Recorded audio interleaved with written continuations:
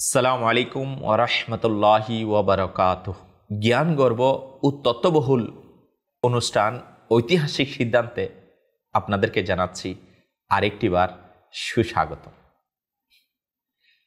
প্রিয় দর্শক শ্রোতা, অতীতের শাসন ব্যবস্থায় জামিন নামে একটি পরিভাষা ব্যবহার করা হতো। জামিন এক ধরনের এগ্রিমেন্ট বা চুক্তি, যেখানে জামিনদাতা বা গ্রান্টর কোনো দণ্ডপ্রাপ্ত ব্যক্তির দায়িত্ব গ্রহণ করেন। অর্থাৎ যদি সেই ব্যক্তি নির্দিষ্ট কাজ সম্পন্ন না করে, কারো ঋণ পরিশোধ না করে কিংবা নির্দিষ্ট সময়ে উপস্থিত না হয়, তবে জামিনদাতা তার দায়িত্ব নেবেন। আধুনিক বিচার ব্যবস্থায়ও কোনো না কোনোভাবে এই ধারণা বিদ্যমান। তবে জামিন দেওয়া এত সহজ বিষয় নয়, কারণ যদি অভিযুক্ত ব্যক্তি চুক্তি অনুযায়ী কাজ না করে, তবে দণ্ড বা ক্ষতিপূরণ জামিনদাতাকে পরিশোধ করতে হয়। এই জন্য কেউ কারো জামিন দেওয়ার আগে শতবার চিন্তা করে। আজ আমরা এমনই একটি সিদ্ধান্তের কথা শুনব, যেখানে এক ব্যক্তি সম্পূর্ণ একজন অপরিচিত ব্যক্তির জামিন দেওয়ার সিদ্ধান্ত নিয়েছিল এবং সেই জামিনটাও ছিল মৃত্যুদণ্ডের। এই ঘটনা ঘটেছিল আমিরুল মুমিনিন হযরত ওমর ইবনুল খাত্তাব রাদিয়াল্লাহু তাআলা আনহু এর খিলাফতের সময়। একদিন তিনি তার মজলিসে উপস্থিত ছিলেন। এমন সময় দুই যুবক এক গ্রাম্য ব্যক্তিকে ধরে নিয়ে এসে তার সামনে দাঁড় করালো। হযরত ওমর রাদিয়াল্লাহু তাআলা আনহু জিজ্ঞাসা করলেন, তোমরা কেন তাকে ধরে এনেছ? তারা বলল, হে আমিরুল মুমিনিন, এই ব্যক্তি অন্যায়ভাবে আমার বাবাকে হত্যা করেছে। অভিযোগ শুনেও এই গ্রাম্য ব্যক্তি কোনো প্রতিবাদ করল না, মিথ্যা বলার চেষ্টাও করল না। তখন হযরত ওমর রাদিয়াল্লাহু তাআলা আনহু বুঝে গেলেন যে সে সত্যিই অপরাধী। তাই তিনি জিজ্ঞাসা করলেন, তুমি কিভাবে তাকে হত্যা করেছিলে? গ্রাম্য ব্যক্তি উত্তর দিল, এই দুই যুবকের বাবা আমার খামারে বিনা অনুমতিতে প্রবেশ করেছিল। আমি তাকে বাধা দিয়েছিলাম, কিন্তু সে আমার কথা শুনেনি। রাগের বশে আমি একটি পাথর ছুঁড়ে মারি, যা তার মাথায় গিয়ে লাগে এবং সে সঙ্গে সঙ্গেই মারা যায়। এই স্বীকারোক্তির পর হযরত ওমর রাদিয়াল্লাহু তাআলা আনহু কিসাস অর্থাৎ প্রাণের বিনিময়ে প্রাণ রায় ঘোষণা করলেন। কোনো দীর্ঘ বিচার প্রক্রিয়া নয়, কোনো তারিখ নির্ধারণ নয়, কোনো অতিরিক্ত বিবরণ যাচাই নয়। অপরাধী স্বীকারোক্তি করেছে, নিহত ব্যক্তির উত্তরাধিকারীরা উপস্থিত, তাই দণ্ড শাস্তি ঘোষণা করা হলো। এমনকি হযরত ওমর রাদিয়াল্লাহু তাআলা আনহু গ্রাম্য ব্যক্তির পরিবার, গোত্র, শক্তিশালী কোনো প্রভাবশালী কোনো গোষ্ঠীর সদস্য কিনা এসব কিছু জানতে চাইলেন না, কারণ তার কাছে ন্যায় বিচারের সামনে কারো সামাজিক অবস্থান কোনো বাধা হতে পারেননি। তিনি ছিলেন ওমর ফারুক। আল্লাহ পাক ছাড়া কাউকে ভয় করতেন না। কোনো শক্তি তাকে সত্য থেকে নিবৃত্ত করতে পারতেন না। এই রায় শুনে গ্রাম্য ব্যক্তি কাঁপতে কাঁপতে বলল, হে আমিরুল মুমিনিন, আল্লাহর পর আমার স্ত্রী সন্তানদের দেখাশোনার জন্য আমি ছাড়া আর কেউ নেই।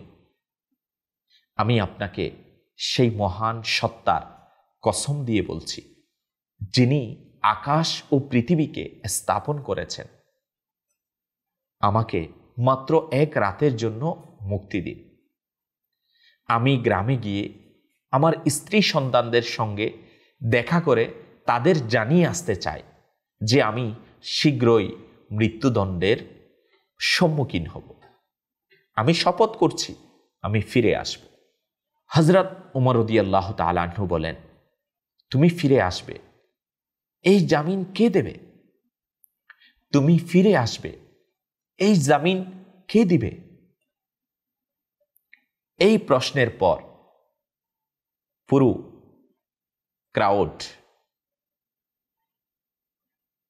এই প্রশ্নের পর পুরো সভা স্থল একেবারে স্তব্ধ হয়ে গেল। কারণ উপস্থিত কেউই এই গ্রাম্য ব্যক্তির পরিচয় জানত না। তার গ্রাম কিংবা পরিবারের কোনো কুচ ছিল না। এমন পরিস্থিতিতে কে এমন একজন অপরিচিত মৃত্যুদণ্ডপ্রাপ্ত ব্যক্তির জন্য নিজের গলাকে বাজি রাখতে চাইবে? এটি কোনো সাধারণ গ্যারান্টি ছিল না, এটি ছিল এক জীবনের জামিন। যদি সেই গ্রাম্য ব্যক্তি ফিরে না আসে তবে জামিনদাতার গর্দান উড়িয়ে দেয়া হবে। ইসলামী শরীয়তের আইন বাস্তবায়ন রুখতে ওমর ইবনুল খাত্তাব রাদিয়াল্লাহু তাআলা আনহু এর সামনে আসার সাহস কার ছিল? কে তার সামনে এসে আল্লাহ তাআলার নির্ধারিত বিধানের ব্যাপারে সুপারিশ করার সাহস করবে? কার এত সাহস ছিল যে খাত্তাবের পুত্রের সামনে সুপারিশ করার চেষ্টা করবে? অতএব সব সাহাবী নীরবে দাঁড়িয়েছিলেন। চারদিকে নিস্তব্ধতায় ছেয়ে গিয়েছিল, সবার মাথা নিচু হয়ে গিয়েছিল। হযরত ওমর রাদিয়াল্লাহু তাআলা আনহু নিজেও সেই গ্রাম্য ব্যক্তির অবস্থা দেখে খুবই চিন্তিত হয়ে পড়লেন। তবে ইসলামী আইন নিজের বিধান অনুযায়ী চলে, জামিন দেওয়া অপরিহার্য ছিল। তিনি নিজেই এক কঠিন পরীক্ষায় পড়েছিলেন। এখন কি করবেন? এই গ্রাম্য ব্যক্তিকে মৃত্যুদণ্ড দিয়ে তার পরিবারকে গ্রামে অনাহারে রেখে দেবেন, নাকি তাকে কোনো জামিন ছাড়া চলে যাওয়ার অনুমতি দেবেন? কিন্তু যদি সে ফিরে না আসে তাহলে শরীয়তের বিধান মৃত ব্যক্তির বদলা এভাবেই অনির্ধারিত থেকে যাবে। সমস্ত জনতা চুপ। ওমর ফারুক রাদিয়াল্লাহু তাআলা আনহু কিছুক্ষণ মাথা নিচু করে চিন্তা করলেন। তারপর নিহত ব্যক্তির দুই যুবক পুত্রকে উদ্দেশ্য করে বললেন, তোমরা কি এই গ্রাম্য ব্যক্তির অপরাধ ক্ষমা করতে পারো? তারা বলল, না হে আমিরুল মুমিনিন, আমরা আমাদের পিতার হত্যাকারীর শাস্তি না দিয়ে ছেড়ে দিতে পারি না। তাদের এই উত্তর শোনার পর তিনি সভাস্থলের সবাইকে উদ্দেশ্য করে বললেন, হে লোকেরা, কেউ কি এই গ্রাম্য ব্যক্তির জামিনদার হতে পারবে? সকলেই নীরব ছিল। আর সেই গ্রাম্য ব্যক্তি চিন্তিত হয়ে পড়েছিল। সে করুণভাবে দয়ার প্রার্থনা করছিল, যেন কেউ তার অবস্থা দেখে তার জন্য সুপারিশ করে। ঠিক সেই মুহূর্তে একজন মহান ব্যক্তি বললেন, হে আমিরুল মুমিনিন, আমি তার জামিন দিচ্ছি। এই ঐতিহাসিক সিদ্ধান্ত যিনি নিলেন তিনি আর কেউ নন, বরং জান্নাতের সুসংবাদ প্রাপ্ত সাহাবী হযরত আবু যর গিফারি রাদিয়াল্লাহু তাআলা আনহু।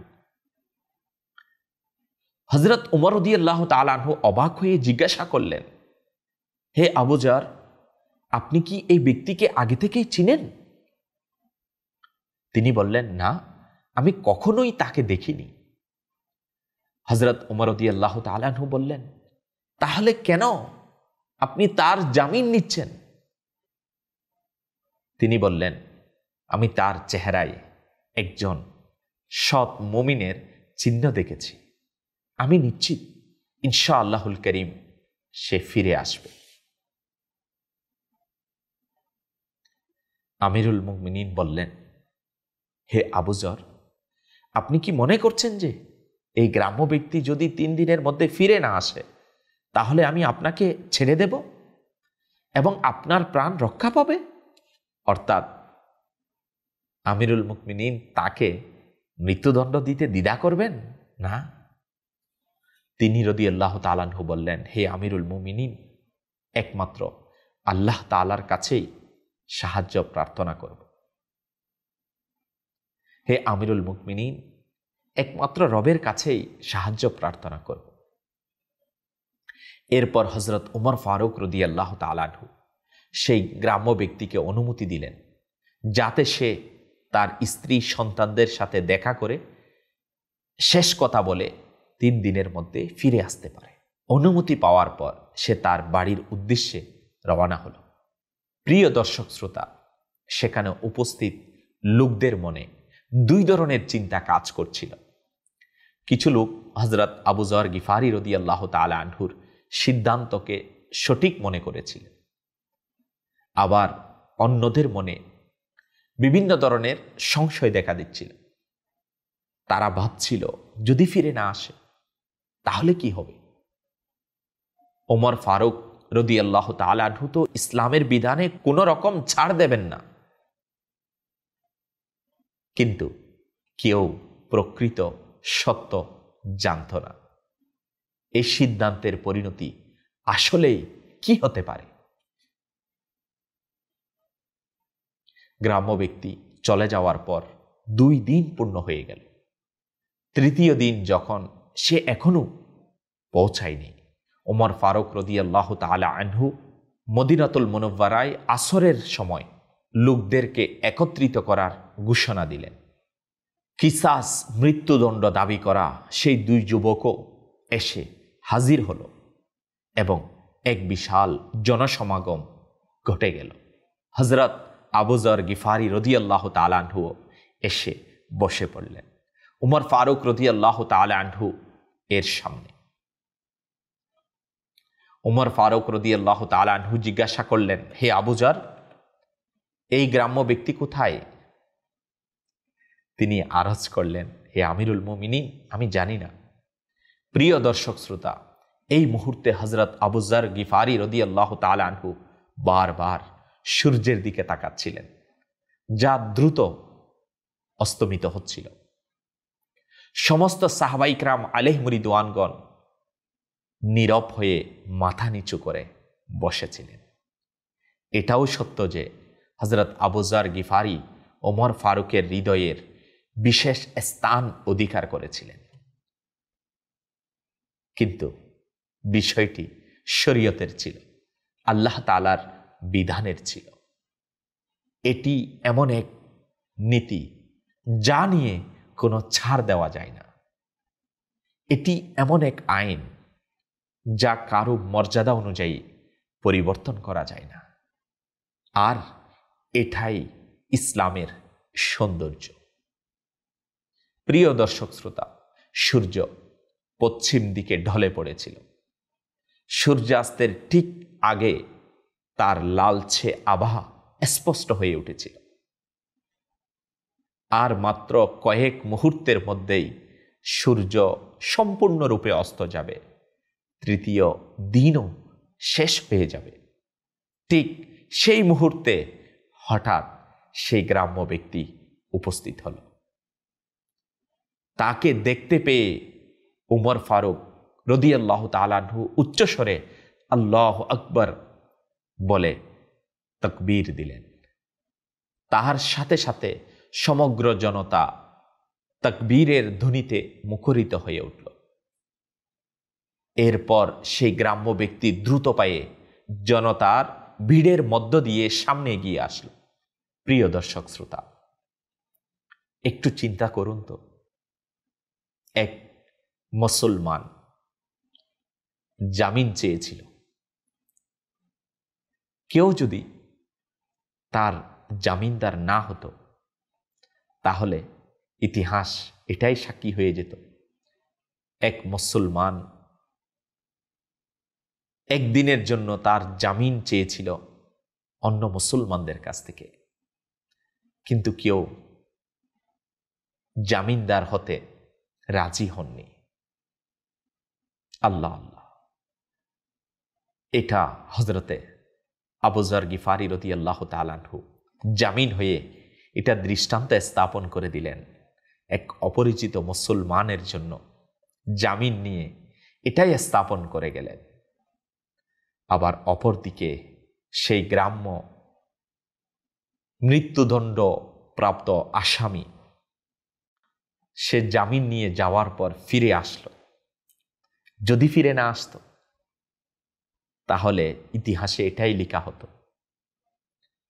এক মুসলমান আরেক মুসলমানের জন্য জামিন তো হয়েছিল ঠিকই, কিন্তু যার জন্য জামিন হয়েছিল সে ধোঁকা দিয়েছিল, সেই তার চুক্তি অনুযায়ী ফিরে আসেনি। আল্লাহু আকবার, সেটাও লেখা হলো না, এটাই লেখা হলো ইতিহাসে, ঐতিহাসিক সিদ্ধান্তে। এক মুসলমান আরেক মুসলমানের জন্য জামিনদার হয়ে গলায় ফাঁসি নেওয়ার জন্য প্রস্তুত হয়েছিল, আর যার জন্য জামিন নিয়েছিল সেই ব্যক্তি তার শিশু সন্তান, তার পরিবার এর আদর ভালোবাসা মোহাব্বত মায়াকে ত্যাগ করে সে তার মৃত্যুদণ্ডকে কবুল করার জন্য ফিরে এসেছিল। আরেকজন মুসলমানের জামিনদার এর জামিনকে কেমন সম্মান ইহতিরাম দেখিয়েছে। আল্লাহু আকবার, এটা হচ্ছে দ্বীন ইসলামের সেই সোনালী জামানা। আর এই সিদ্ধান্ত আজও আমাদের শিক্ষা দেয় সত্য, ন্যায় বিচার ও আস্থা কিভাবে একটি জাতিকে মহান করে তুলতে পারে। ঐতিহাসিক সিদ্ধান্ত। হযরত ওমর ফারুক রাদিয়াল্লাহু তাআলা আনহু তাকে বললেন, হে ব্যক্তি, আমরা তোমাকে চিনি না, তোমার গ্রামের ঠিকানাও জানি না। তুমি যদি নিজের গ্রামে থেকে যেতে তাহলে আমরা তোমাকে খুঁজে বের করতে পারতাম না, তাহলে তুমি কেন ফিরে এসেছ? প্রিয় দর্শক শ্রোতা, গ্রাম্য ব্যক্তি কি জবাব দিল? সে বলল, আমি জানি আমাকে আপনি খুঁজে বের করতে পারতেন না, কিন্তু আমি সেই মহান সত্তার ভয় করি যিনি সকল গোপন কথা ও গুপ্ত রহস্য সম্পর্কে জানেন। এই কথা শুনে হযরত উমর ফারুক রাদিয়াল্লাহু তাআলা আনহু নিহত ব্যক্তির দুই যুবক সন্তানকে লক্ষ্য করে বললেন, এখন তোমাদের কি মতামত? তারা দুইজন কেঁদে ফেলল এবং বলল, হে আমিরুল মুমিনিন, হে আমিরুল মুমিনিন, এই গ্রাম্য ব্যক্তি সত্যবাদী হওয়ায় আমরা তাকে ক্ষমা করে দিলাম। এই ঘোষণার সঙ্গে সঙ্গেই আমিরুল মুমিনিন হযরত উমর ফারুক রাদিয়াল্লাহু তাআলা আনহু এক হৃদয়গ্রাহী আল্লাহু আকবার বলে তাকবীর দিলেন। তার চোখ বেয়ে আনন্দ অশ্রু গড়িয়ে পড়তে লাগল। প্রিয় দর্শক শ্রোতা, হযরত আবু যর গিফারি রাদিয়াল্লাহু তাআলা আনহু এর এই যুগান্তকারী সিদ্ধান্ত এক অচেনা গ্রাম্য ব্যক্তির জীবন বাঁচানো, যার নাম পরিচয় পর্যন্ত কেউ জানত না। শুধু তাই নয়, তার সত্যবাদিতার কাহিনী ইতিহাসের অমূল্য অধ্যায়ের অংশ হয়ে গেল। এই মহান সিদ্ধান্তের কারণে কিয়ামত পর্যন্ত এই গ্রাম্য ব্যক্তির সততার কাহিনী বলা হবে এবং মানুষ এই ঘটনা থেকে শিক্ষা গ্রহণ করবে। প্রিয় দর্শক শ্রোতা, এই কথার সঙ্গে আজকের এপিসোড এখানেই শেষ করছি। পুনরায় দেখা হবে নতুন এক এপিসোডে এক নতুন সিদ্ধান্তের সাথে। সল্লু আলাল হাবিব সাল্লাল্লাহু তাআলা আলা মুহাম্মদ সাল্লাল্লাহু তাআলা আলাইহি ওয়া আলিহি ওয়াসাল্লাম।